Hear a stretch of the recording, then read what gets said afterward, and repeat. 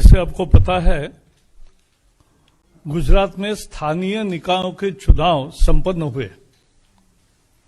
पिछले सप्ताह 6 नगर निगम के चुनाव संपन्न हुए और भारतीय जनता पार्टी को अप्रत्याशित जीत मिली। 6 के 6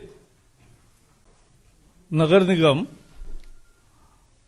बहुत अत्यधिक बहुमत से और पिछली बार से संख्या बढ़ाकर हमने जीते हैं।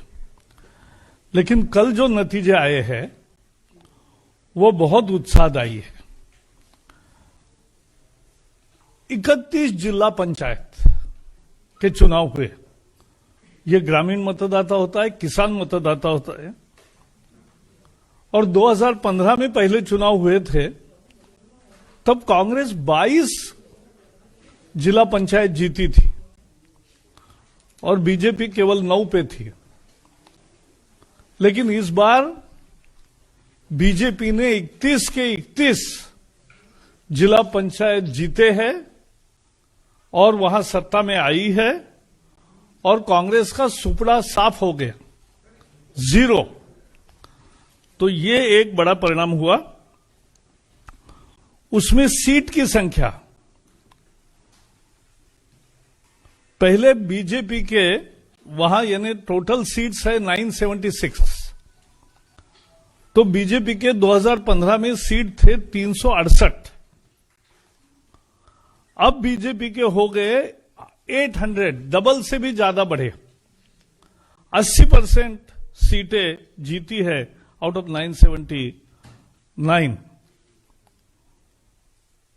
तो ये बहुत बड़ी सफलता है। मैं आंकड़े इसलिए बता रहा हूं क्योंकि उसकी भव्यता जो है, विजय का जो मार्जिन्स है, वो समझते हैं तब जनता कहां खड़ी है, जनता क्या सोचती है और कांग्रेस क्या बोलती है, इसका ये उत्तर है। कांग्रेस को लगभग 1000 सीटों में केवल 169 सीटें मिली, कुछ नहीं मिली जिला पंचायत की। अब आइए तालुका पंचायत पर। यहां तालुका पंचायत 231 है, बीजेपी ने 196 जीते हैं। केवल 35 तालुका पंचायत में बीजेपी सत्ता में नहीं आई, बाकी सभी जगह बीजेपी सत्ता में आई। 231 में 196 और कांग्रेस केवल 18 जगह आई। इसका अगर विधानसभा में परिवर्तित करते हैं कि कल के रिजल्ट, क्योंकि सभी जिलों में हुए, तो गुजरात में आपको मालूम है विधानसभा के 182 सीट है, ये 155 सीटों में लीड है।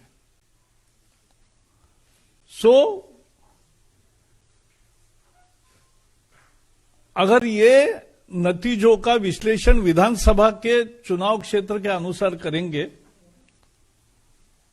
तो ये 155 सीटों पर बीजेपी को बढ़त मिलती है। आपको मालूम है गुजरात में हमने 2017 का चुनाव जीता और हम 38 साल से सत्ता में है, एक न एक प्रकार से। पहले कोएलिशन में थे, बाद में हमारी सत्ता बनी अनइंटरप्टेड। इतना समय जनता का विश्वास मिलना और वो बढ़ते जाना, ये एक राजनीति में बहुत अद्भुत करिश्मा है। बीच में जो लोकसभा के 2019 के चुनाव हुए, 26 के 26 सीट जीते, 8 उपचुनाव हुए विधानसभा के, उसमें भी, और वो कांग्रेस के थे सीट्स जहां बीजेपी नहीं जीतती थी, और वो 8 के 8 सीटों बीजेपी ने जीत ली। और ये चौथी विजय है स्थानीय निकायों का, बहुत जबरदस्त है। नगर पालिकाओं में भी 81 नगर पालिकाओं में, क्योंकि ये सेमी अर्बन एरियाज है, तो 81 नगर पालिकाओं में 72 जगह बीजेपी जीती है नगर पालिकाओं को, और कांग्रेस को केवल 1 मिली है। और उसमें भी कांग्रेस की दुर्दशा समझने लायक है। 18 नगर पालिका में उनको 0 सीट मिली है। 52 नगर पालिकाओं में वो 10 का आंकड़ा भी पार नहीं कर पाए। केवल 12 नगर पालिकाओं में वो 2 डिजिट में है। तो ये जो निर्णय है और उसके भी कुछ और पहलू है। कांग्रेस ने पूरी ताकत लगाकर इस बार अपने दिग्गज नेता, कुछ विधायक तो खुद खड़े रहे नगर पालिका के चुनाव में, और कुछ उनके परिवार के सदस्य खड़े रहे, लेकिन ऐसे सारे उम्मीदवार हार गए। गुजरात के आणंद जिले में पेटलाद सीट पर कांग्रेस की विधायक है निरंजन पटेल। वो नगर पालिका के चुनाव में 2 सीटों पर चुनाव लड़ रहे थे, क्योंकि उनको यकीन था कि एक जगह ही आऊंगा, दूसरी जगह नहीं आऊंगा, लेकिन दोनों जगह हार गए। नगर पालिका seat, a sitting Congress MLA loses in his own constituency in municipal elections. दूसरे एक विधायक अश्विन कोटवाल,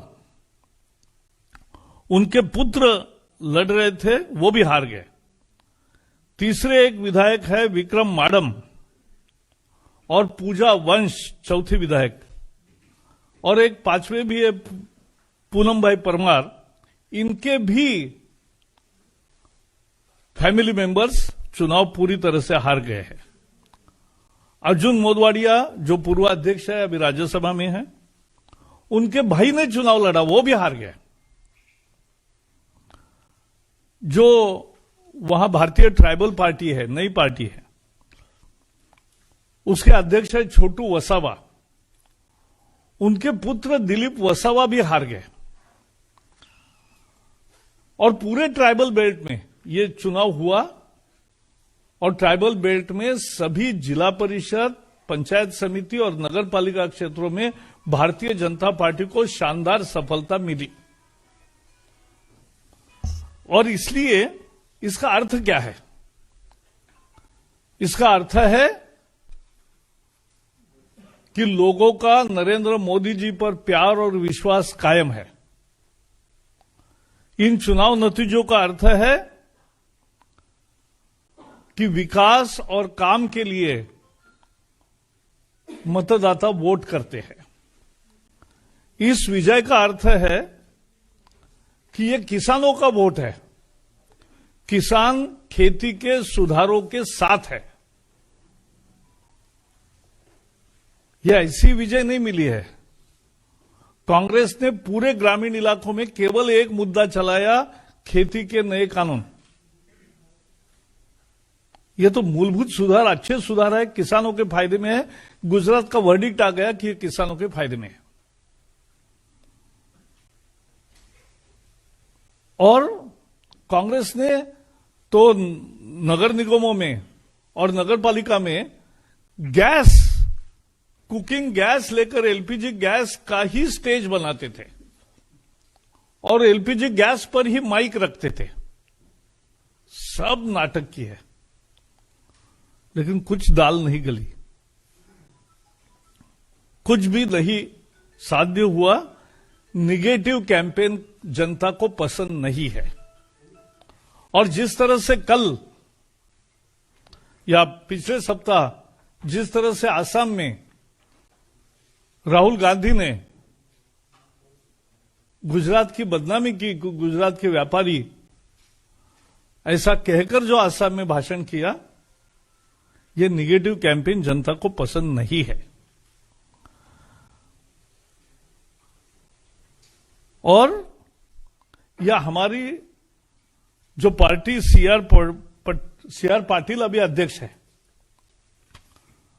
सीआर पाटिल के नेतृत्व में जो टीम है, उन्होंने जो पन्ना प्रमुख, यानी स्थानीय चुनावों में भी इतना पार्टी एक्टिव थी कि गृह मंत्री अमित शाह भी अपने बूथ में,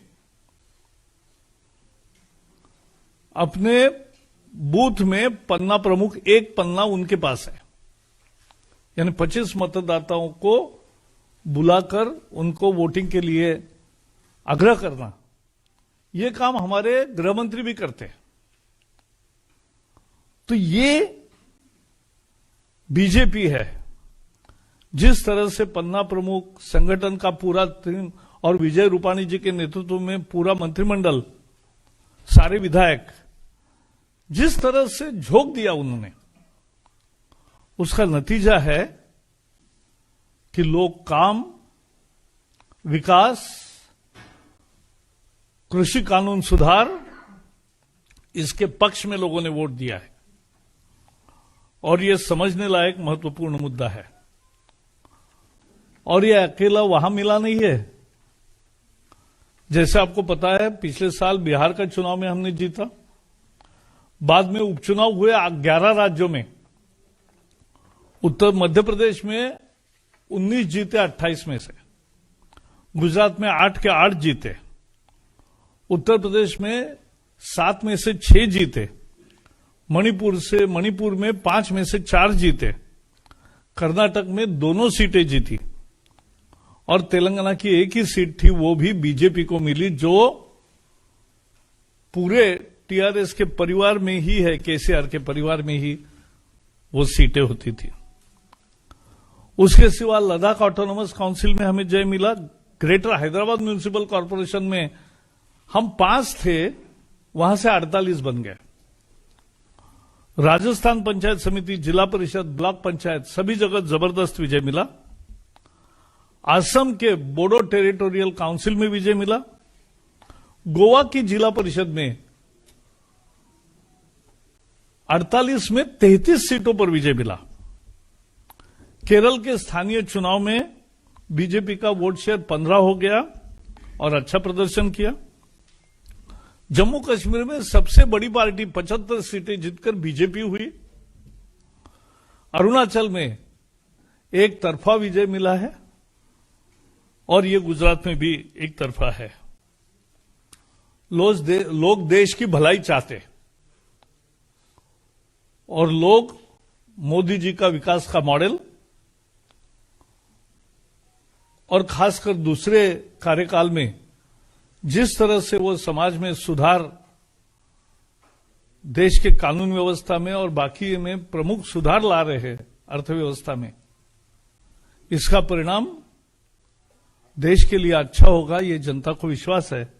और इसीलिए ये चुनाव का स्थानीय चुनाव था, लेकिन इंपॉर्टेंट था और इसलिए इससे एक मैसेज मिलता है देश भर के लिए, किसानों के लिए भी, बाकी लोगों के लिए भी। और इसलिए यह आज मैंने विषय रखा। इतना ही मुझे कहना है। इस चुनाव के संबंध में कुछ है तो पहले सवाल पूछो, बाकी सवाल आपके मन में होंगे वो बाद में। नहीं, वो इस चुनाव के संबंध में बात है। नहीं, वो दूसरा चुनाव है ना। पहले गुजरात का कुछ है सवाल तो पूछे। मैं बता रहा हूं। हाँ, नहीं, वो तो ऐसा है, दिल्ली के बारे में एक ही कहूंगा, जिसके सीट जिसको थे वो गए, उसमें क्या हुआ है? नहीं, वो ठीक है। हाँ,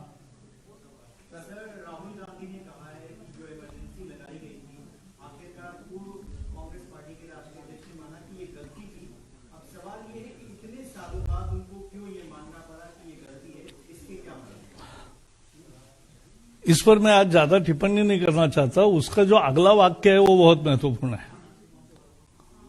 वो है कि उसमें हमने इंस्टीट्यूशन को कोई तकलीफ नहीं दी, सारे इंस्टीट्यूशंस बंद किए, सारा संगठन की आजादी खत्म की, सारे पार्टियों पर एक तरह से बैन आ गया, सारे एमपीज और एमएलएज को भी गिरफ्तार किया, लाखों लोगों को बंदी में डाला और उसके साथ साथ न्यूज़पेपर की आजादी खत्म की। इंस्टीट्यूशन को हमने नहीं बिगाड़ा, यह कहना हास्यास्पद है। राहुल गांधी पर ये सर, राहुल गांधी ने आरएसएस की तुलना पाकिस्तान में जो कट्टरपंथी मदरसे हैं जो जिहाद सिखाते थे उनसे की है और कहा है आरएसएस एक खास तरह की विचारधारा। राहुल गांधी को आरएसएस समझने में बहुत समय लगेगा। तराशर जी आपको सर।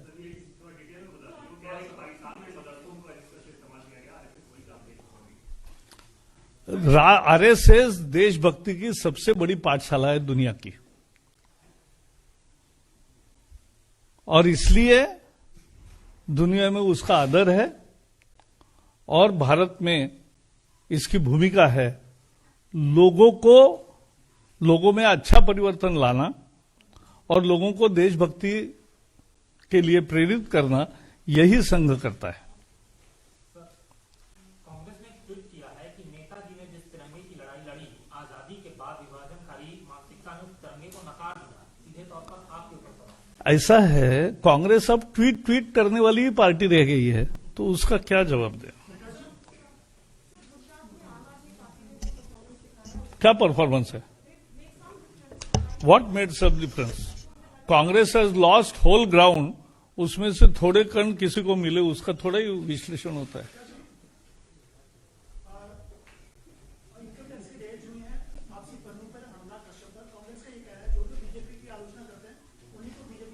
ये तो हद हो गई।